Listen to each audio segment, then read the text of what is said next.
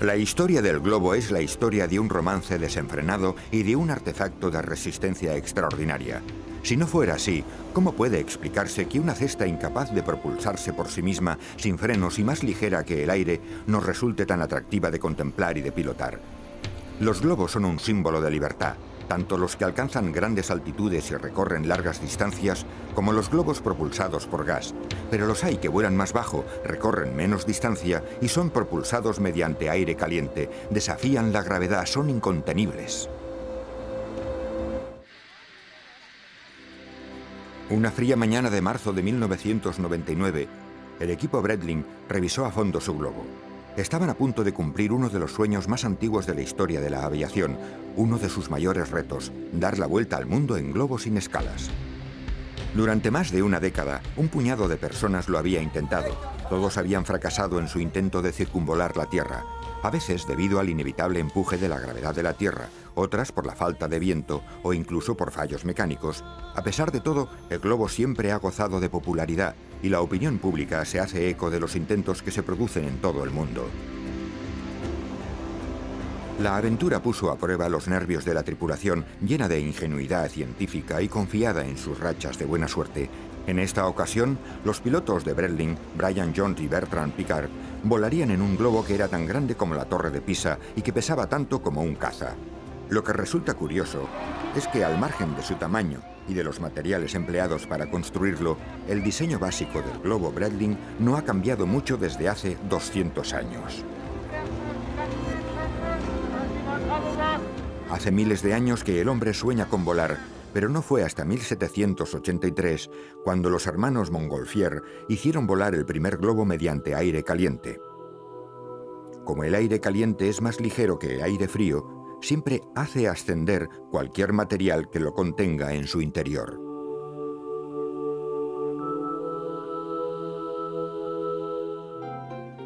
El primer tripulante de un vuelo en globo fue François Pelatre de Rossier, al pilotar un globo de aire caliente hecho de papel y trapos de los Montgolfier.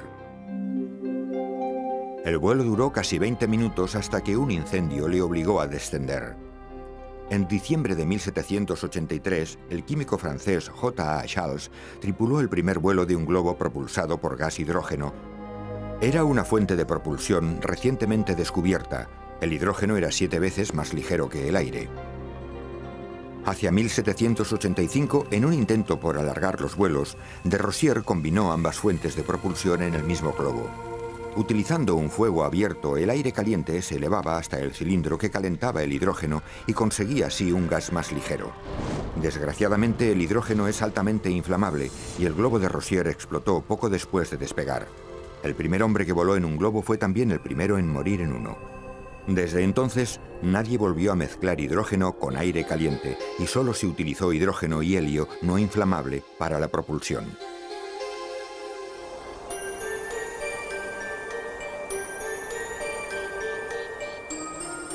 Irónicamente, 214 años después del primer vuelo en un globo de aire caliente, sería un globo del estilo de Rossier el primero en dar la vuelta al mundo sin hacer escalas. Los globos caen en picado cuando las temperaturas descienden por la noche al enfriarse el gas y vuelven a ascender por el día cuando el sol lo dilata. Se necesita una fuente de propulsión constante que mantenga el globo a una altitud determinada cuando el viento es favorable.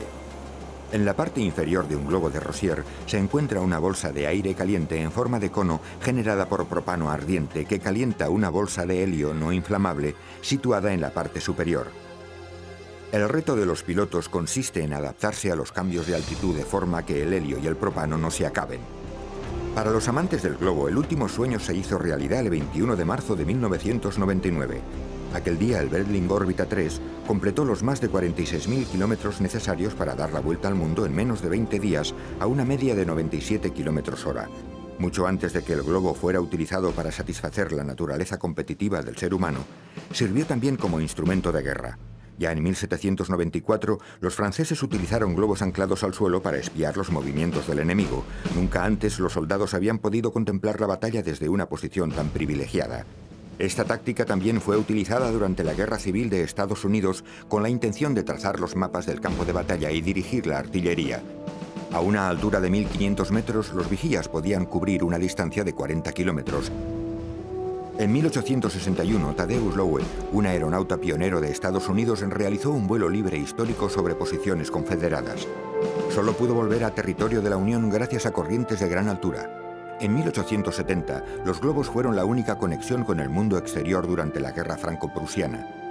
La comunicación por tierra había sido suprimida y gracias a 66 globos, más de 100 personas salieron de París y unos 2,5 millones de cartas personales fueron distribuidas. La Primera Guerra Mundial. Ningún generador de gas a la vista. El hidrógeno está almacenado a presión en cilindros que pueden ser almacenados y transportados casi a cualquier parte. Mientras en 1917 el cielo estaba poblado de aeronaves rígidas y globos dirigidos con armazón interior, los globos de forma redonda que se anclaban en el suelo fueron reemplazados por otros con forma de salchicha, mucho más estables en altitudes superiores. Dotados de sistemas de comunicación más sofisticados, los pilotos pasaron de volar a ras de suelo a alturas de 1800 metros, desde donde podían transmitir la posición del enemigo. Aunque los globos eran muy efectivos en la labor de espionaje, también eran más vulnerables ante el fuego de la artillería. Si los disparos no alcanzaban al piloto, sí podían prender fuego al hidrógeno, altamente inflamable. En ese caso, el único recurso del piloto era saltar en paracaídas. Al final de la guerra, el número de globos tripulados descendió, pero no desaparecieron del todo.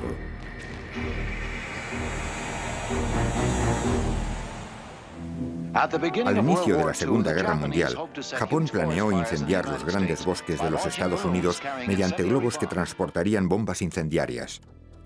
Fabricados con papel y seda, los japoneses enviaron unos 9.000 globos cargados de bombas. Solo 285 alcanzaron los Estados Unidos y causaron muy pocos daños.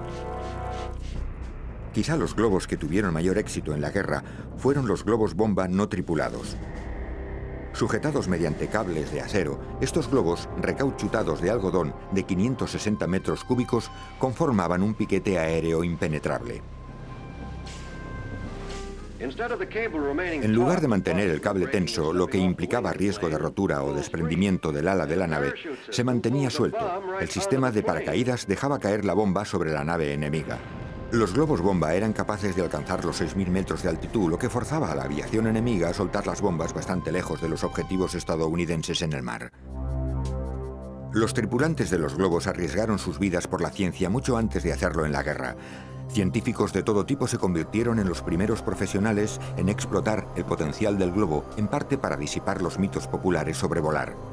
Desde entonces, la insaciable curiosidad de los aeronautas científicos cambió para siempre nuestra visión del mundo. En 1862, Henry Cotswell y el meteorólogo James Glacier realizaron varios vuelos en globo por encima de los 6.000 metros. Entre otros descubrimientos que realizaron, destacó el de la corriente de chorro, una corriente de aire a gran velocidad que rodea el planeta a una gran altitud. El 11 de julio de 1897, el aeronauta sueco Salomon Andre y dos colaboradores intentaron hacer volar un globo de seda de 4.760 metros cúbicos hacia el Polo Norte con la intención de conocer mejor el clima de su región. En un mensaje enviado mediante una paloma mensajera, todo parecía ir bien, pero nunca se supo de la tripulación. No se descubrirían sus restos y estas fotografías hasta 1930. Ese mismo año, el físico suizo Auguste Piccard trabajaba en una barquilla a presión, un sistema cerrado diseñado para reutilizar el suministro de aire en altitudes elevadas. Este sistema fue un precedente para el creado por su nieto Bertrand Piccard, el primero en dar la vuelta al mundo en globo.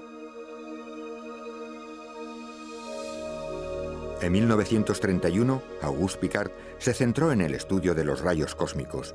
Para hacerlo necesitaba no solamente el suministro de aire a presión, sino también un globo, y uno grande. La tela estaba compuesta de algodón recauchutado, no estático, y pesaba 725 kilos. En dos ocasiones, el globo de 14.000 metros cúbicos elevó a Piccard y a su barquilla de aluminio hasta los 16.000 metros de altitud. El nuevo material de plástico del globo era muy ligero y podía soportar tanto temperaturas de 37 grados bajo cero como la exposición directa de los rayos del sol. Este material representó un avance significativo en el diseño de los globos científicos. El polietileno permitía obtener un material muy fuerte y ligero a la vez. Se podía moldear fácilmente y conseguir materiales de forma triangular, capaces de almacenar millones de metros cúbicos de helio. La construcción de globos más amplios, ligeros y fuertes permitía transportar materiales científicos más pesados y volar a mayor altitud. Eso significaba que el hombre se aproximaba al espacio. Pero ¿a qué hombre enviarían? ¿Quién tendría el equipamiento idóneo? Y por supuesto, ¿en qué consistiría ese equipamiento idóneo? Yo era piloto de guerra y participaba voluntariamente como piloto de pruebas en cualquier proyecto que surgía. El hombre escogido para el primer vuelo en globo estratosférico fue el piloto de pruebas de las Fuerzas Aéreas, Joe Kittinger. Hay una gran diferencia entre pilotar un F-100 supersónico y un globo subsónico. Se juega contra los elementos, se tiene que pilotar el globo con habilidad, pero la velocidad y la dirección siempre las marca el viento. La barquilla, que medía 1 por 2 metros y pesaba más de 900 kilos, no tenía comparación con un globo capaz de almacenar 56.000 metros cúbicos. En el despegue, el globo se alzaba a 10 metros del suelo, pero al ascender y perder presión, se dilataba hasta alcanzar los 60 metros de altitud y parecer una cebolla desde el suelo.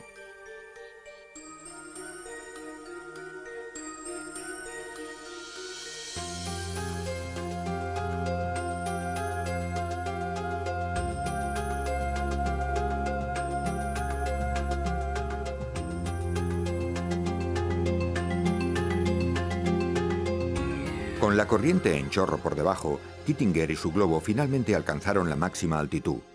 El altímetro marcaba los 29.500 metros. Estaba por encima del 99,9% de la atmósfera de la Tierra y fue el primer hombre en llegar al espacio.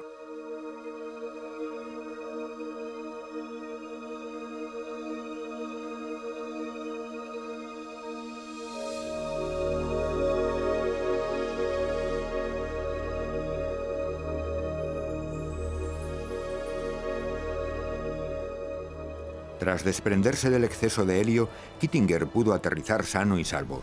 Tanto él como otros científicos entusiastas continuaron realizando vuelos estratosféricos en globo.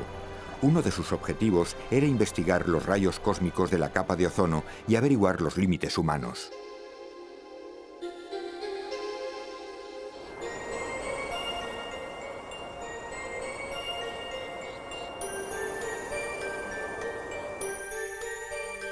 Stargazer fue el último proyecto de las Fuerzas Aéreas. Fue en 1962 y era un vuelo de investigación astronómico. La idea era trasladar un poderoso telescopio a la estratosfera para realizar desde allí observaciones astronómicas, saltando los fenómenos de distorsión que ocurren en la atmósfera. Era la primera ocasión que teníamos de contemplar la Luna y Marte sin distorsiones.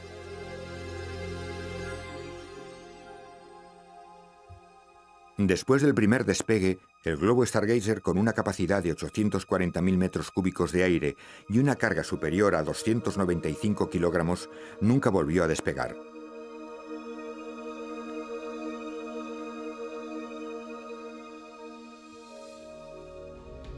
Desde el siglo XIX fueron los científicos, los militares y la élite europea los que podían permitirse investigar con los globos aerostáticos, porque el gas propulsor era muy caro. En Europa, el helio no inflamable era 10 veces más caro que el hidrógeno, mucho más peligroso. En Estados Unidos, las empresas de gas nervioso eran reacias a vender hidrógeno a los estudiosos del globo, lo que obligaba a usar el helio más caro. Sin embargo, el helio y el hidrógeno tenían otros inconvenientes. Ambos gases eran pesados.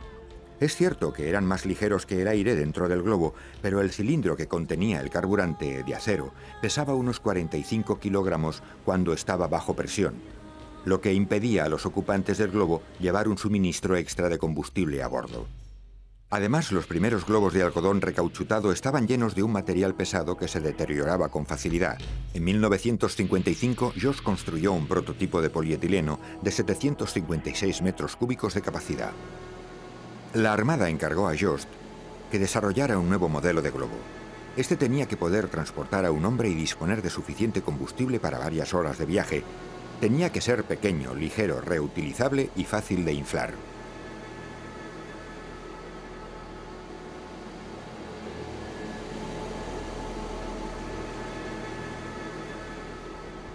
En octubre de 1960, Jost realizó el primer vuelo libre en un globo moderno de aire caliente. Estaba equipado con un calentador de propano portátil. Voló durante 25 minutos y aterrizó a 5 kilómetros de distancia del lugar de despegue. El uso del propano fue la novedad más importante, ya que era barato y estaba al alcance de cualquiera, lo que facilitó el acceso de los aventureros al mundo de los globos. Un vuelo en globo alimentado con propano costaba unos $20, mientras que uno alimentado con helio costaba $3 millones. Sin duda, gracias a Ed Yost, viajar en globos de aire caliente se ha convertido en un deporte hoy en día. Consiguió que resultara barato y fácil de transportar. Supo cuáles eran los materiales más idóneos y el combustible que había que utilizar. Creó e inventó un deporte. De todas formas, no creo que esa fuera su intención.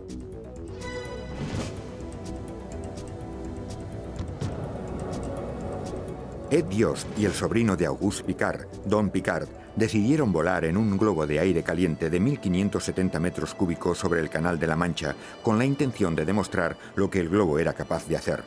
El vuelo duró 3 horas y 7 minutos y recorrió una distancia de 80 kilómetros. Fuera consciente o no, lo cierto es que Ed Yost, el pionero del propano, acababa de situar en el mapa el globo de aire caliente moderno. El deporte de volar en globo es el medio de aviación actual que más ha evolucionado. Y aunque los usuarios del globo no son los únicos que buscan ir más lejos, más rápido y mejor, saben cómo hacer de su ambición un espectáculo independientemente de la forma del globo. La carrera internacional de globos más antigua data del año 1906. Se celebró en París y fue idea de un excéntrico millonario, el editor de periódicos James Gordon Bennett. La carrera reunió un total de 16 globos procedentes de 7 países.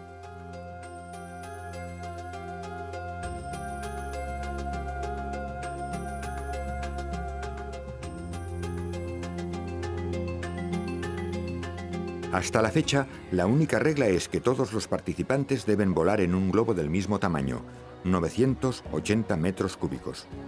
Gana el que consigue recorrer una distancia mayor en la dirección que sea. Joe Kittinger ganó la carrera en 3 ocasiones a bordo del Rosie O'Grady.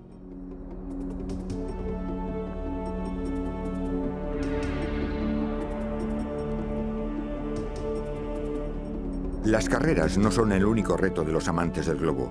Existen récords mundiales en 15 categorías diferentes, dependiendo de la distancia, duración y altitud. Ed Yost es el poseedor de la mayoría de estos récords. Ha sido el as de los globos. No hay nada que no haya hecho. En octubre de 1976, Yost intentó sobrevolar el Atlántico solo, a bordo de un globo de helio de 1.680 metros cúbicos, fabricado de nilón revestido de neopreno.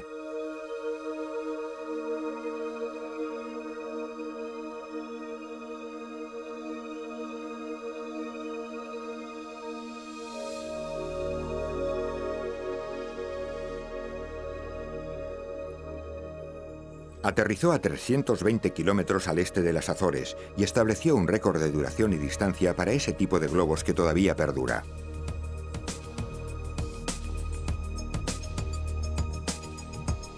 Una de las primeras llamadas que recibió Yost fue la que realizaron Max Anderson y Ben Abruzzo, una pareja de hombres de negocios amantes del globo de aire caliente. Deseaban cruzar el Atlántico en un globo de gas. En septiembre de 1977, Anderson y Abruzzo despegaron desde Massachusetts a bordo de un globo de 30.000 metros cúbicos diseñado por Yost. Vientos fortísimos les desviaron de su ruta y 65 horas más tarde, el Double Eagle caía al mar, a unos 5 kilómetros de las costas de Islandia.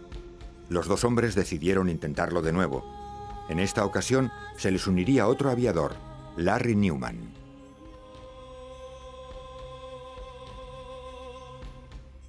Cruzar el Atlántico en globo nunca ha sido fácil. Hay que enfrentarse a la dificultad que suponen las largas distancias.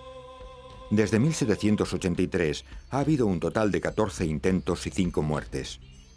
La tripulación del Double Eagle 2 tuvo solo un superviviente.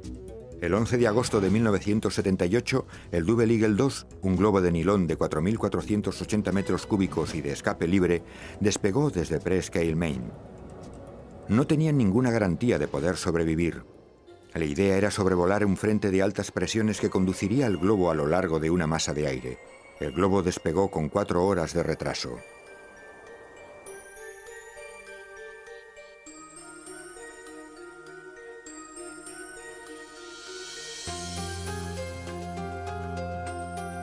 La barquilla medía 2 por 1,80 metros. Era la barquilla reciclada del Double Eagle 1, recuperada de las costas de Islandia. Instalaron un espacio aislado, reservado para dormir, que les resultó muy útil por las bajas temperaturas de la noche. Estaba equipado con lo necesario para sobrevivir. La diferencia entre volar en globo y hacerlo en otro tipo de aeronave es que en un globo el entorno es inmóvil. Por eso, cuando el globo comienza a elevarse y coge velocidad, el viento que actúa a nivel del suelo desaparece.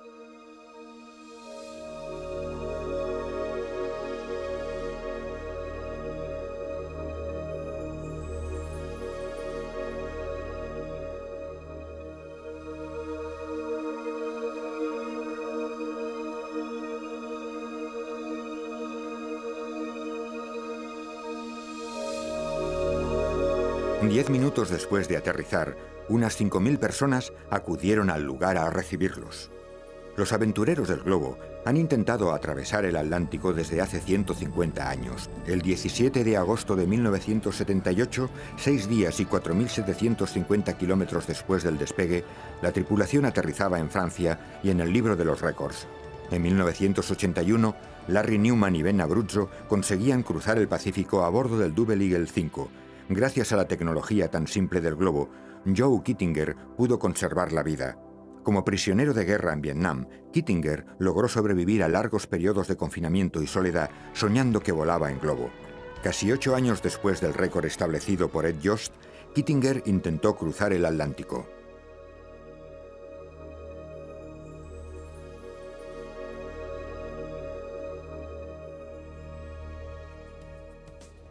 Tras volar durante 3 días y medio y haber pasado mucho frío, Kittinger aterrizaba en Italia y establecía un nuevo récord de larga distancia. Había conseguido algo que nadie había hecho antes, cruzar el Atlántico en globo y en solitario.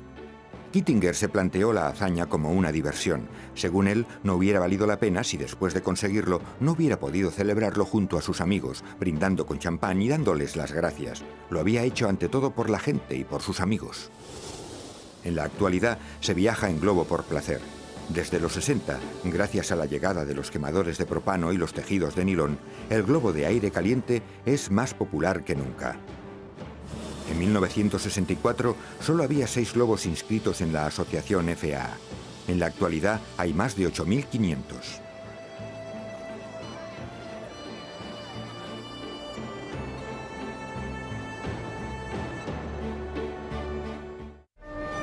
Desde sus inicios, los globos han despertado la imaginación de los humanos. La fascinación que provocan ha hecho que se haga un uso original del vehículo. Un pintor en Francia intentó usarlo a manera de andamio. En Oregón, globos propulsados con helio fueron utilizados para llegar hasta zonas inaccesibles y poder así recoger frutos de los árboles. En 1960 se produjo el lanzamiento del primer globo satélite de comunicaciones a una distancia de 1.600 kilómetros en el espacio. Y en 1966 se instaló el primer globo hospital en las selvas del sur de Vietnam. Equipado con salas de operaciones ampliables, la estructura se recogía y se cargaba en un helicóptero en menos de 15 minutos. Los globos también son utilizados por el Instituto Nacional de Meteorología. De hecho, unos 80.000 globos anuales recopilan información diaria sobre temperatura, presión y humedad relativa del aire. Con un diámetro aproximado de 2 metros, estos globos se elevan hasta los 30.000 metros antes de estallar. Desde siempre los globos han conseguido reinventarse y llamar la atención. Su extraña resistencia es debida en parte a su simplicidad.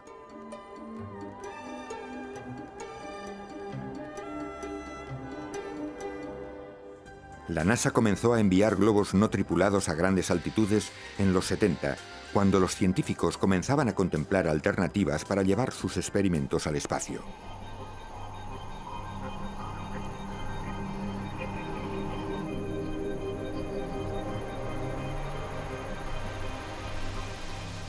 De media, el globo de polietileno estratosférico es de 1.120.000 metros cúbicos, que supone una superficie de 80.000 metros cuadrados de plástico. Son capaces de transportar cargas de hasta 3.600 kilos y de volar hasta 41 kilómetros por encima de la Tierra. Una vez flotando en altitud, cuando el gas interior se dilata, el globo es tan grande como dos Jumbo 747. Los vuelos duran desde un par de días a un par de semanas, pero la NASA tiene intención de cambiar todo esto.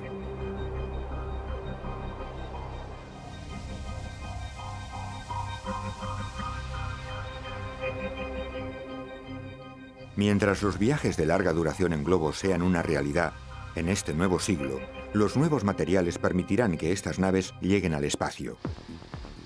Los nuevos globos espaciales se realizan con un plástico 10 veces más fuerte que el acero y pueden aguantar temperaturas de hasta 315 grados. En 2003, la NASA planea lanzar su primer globo robot en un cohete. Aquí vemos la nave espacial aproximándose a Marte. La sonda se dirige ahora hacia la superficie de Marte. Ahora se desplegará el globo. El globo toma fotos de la superficie.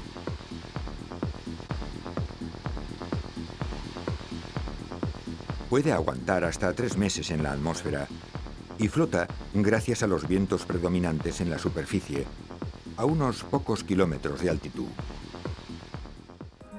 Al contrario que sus predecesores terrestres, los globos interplanetarios y sus cargas se miden en kilos y no en toneladas. La barquilla del globo de Marte pesa solo 2 kilogramos.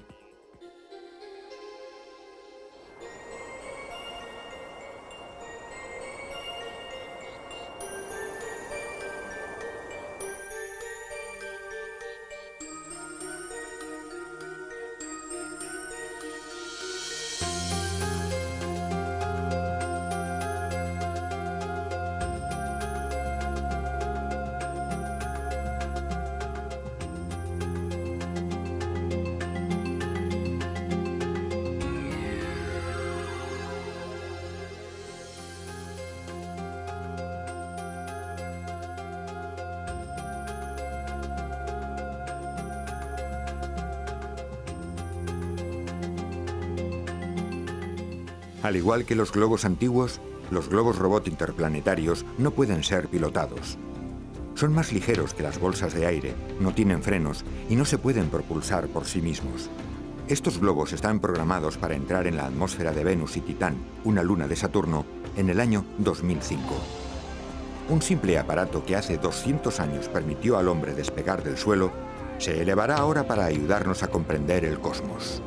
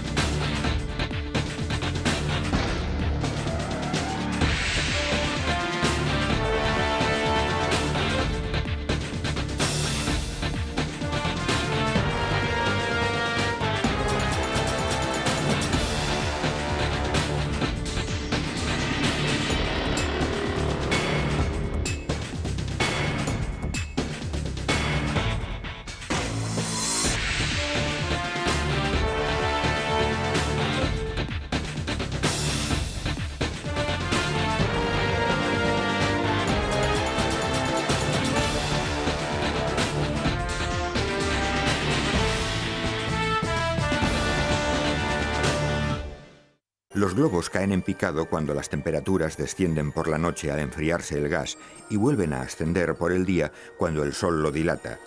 Se necesita una fuente de propulsión constante que mantenga el globo a una altitud determinada cuando el viento es favorable.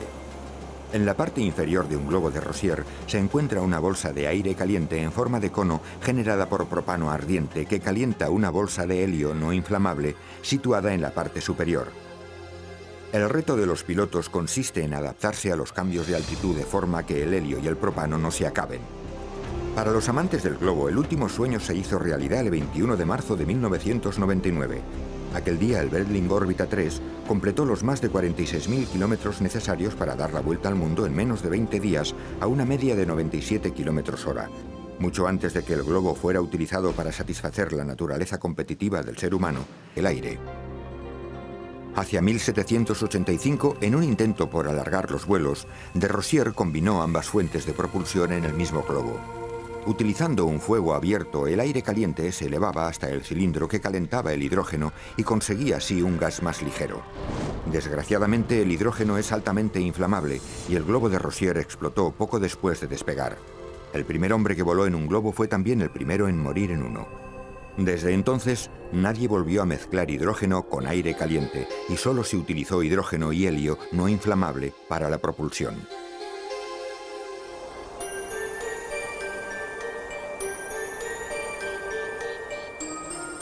Irónicamente, 214 años después del primer vuelo en un globo de aire caliente, sería un globo del estilo de Rosier el primero en dar la vuelta al mundo sin hacer escalas. La historia del globo es la historia de un romance desenfrenado y de un artefacto de resistencia extraordinaria. Si no fuera así, ¿cómo puede explicarse que una cesta incapaz de propulsarse por sí misma, sin frenos y más ligera que el aire, nos resulte tan atractiva de contemplar y de pilotar? Los globos son un símbolo de libertad, tanto los que alcanzan grandes altitudes y recorren largas distancias, como los globos propulsados por gas. Pero los hay que vuelan más bajo, recorren menos distancia y son propulsados mediante aire caliente, desafían la gravedad, son incontenibles. Una fría mañana de marzo de 1999, el equipo Breitling revisó a fondo su globo. Estaban a punto de cumplir uno de los sueños más antiguos de la historia de la aviación, uno de sus mayores retos, dar la vuelta al mundo en globo sin escalas. Durante más de una década, un puñado de personas lo había intentado. Todos habían fracasado en su intento de circunvolar la Tierra, a veces debido al inevitable empuje de la gravedad de la Tierra, otras por la falta de viento o incluso por fallos mecánicos. A pesar de todo, el globo siempre ha gozado de popularidad y la opinión pública se hace eco de los intentos que se producen en todo el mundo. La aventura puso a prueba los nervios de la tripulación, llena de ingenuidad científica y confiada en sus rachas de buena suerte. En esta ocasión, los pilotos de Breitling, Brian Jones y Bertrand Piccard, volarían en un globo que era tan grande como la Torre de Pisa y que pesaba tanto como un caza. Lo que resulta curioso es que, al margen de su tamaño y de los materiales empleados para construirlo, el diseño básico del globo Breitling no ha cambiado mucho desde hace 200 años. Hace miles de años que el hombre sueña con volar, pero no fue hasta 1783 cuando los hermanos Montgolfier hicieron volar el primer globo mediante aire caliente. Como el aire caliente es más ligero que el aire frío, siempre hace ascender cualquier material que lo contenga en su interior.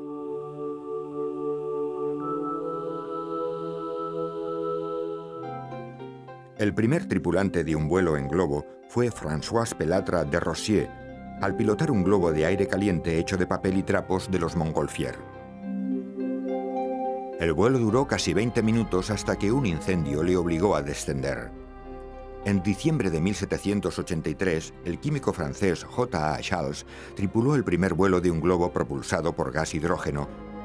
Era una fuente de propulsión recientemente descubierta. El hidrógeno era 7 veces más ligero que